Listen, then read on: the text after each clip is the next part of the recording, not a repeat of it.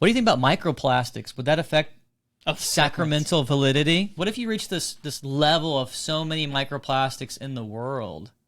You know, when it comes to sacraments, we think of like using pure bread, Right. you know, which nothing's ever fully pure, by the way. But can you reach a point where it's like, ooh, I think that we should definitely be thinking about that. I mean, there's something like really, I think, almost like blasphemous in the idea of like, you know, when in the liturgy, you know, in the simplified daily mass liturgy, we say, you know, we're offering up for the earth the work of human hands, and it's like the work of human hands plus these forever chemicals that we created through a petroleum product.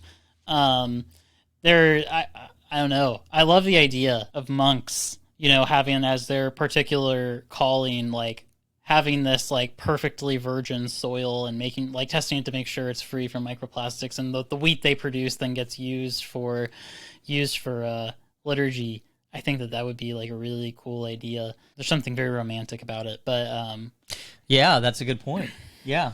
Really caring about the soil from which you grow the sacraments. And sacraments, of course, are a good sign and symbol of what it means for heaven and earth to be united.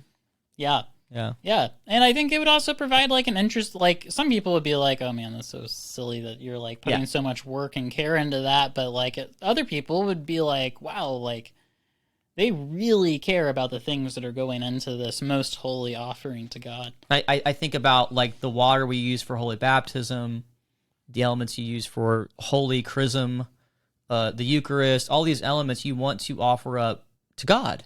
And if you intentionally add something that's not supposed to be in there, it does make it invalid. But we should still have this seriousness of offering our best fruits to God. I mean, that starts off in Genesis, you know, chapter 3 or 4 with Abel, Cain and Abel, like offering your best to God. And that's the idea of a sacrifice. And so if we're offering up all of creation to God, and then he returns by giving himself to us in the Eucharist, then it makes sense that even trying to like eliminate microplastics, forever chemicals, these things that are always kind of like invading everything, we should do our best to sort of fight that and bring back a world. Even if we can't make it entirely pure, getting it back to a better place would be good.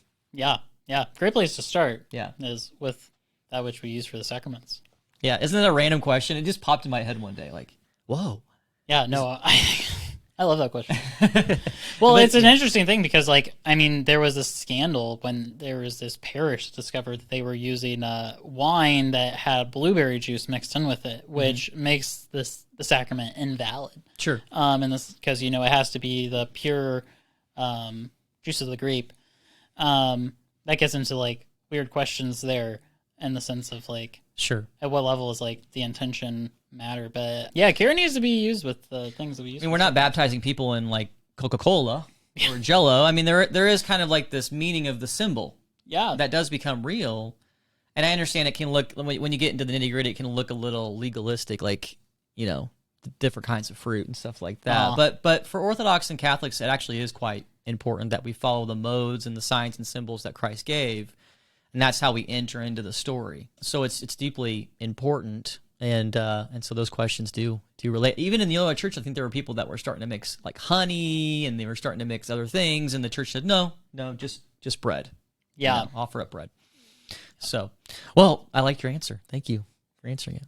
Yeah, you're welcome.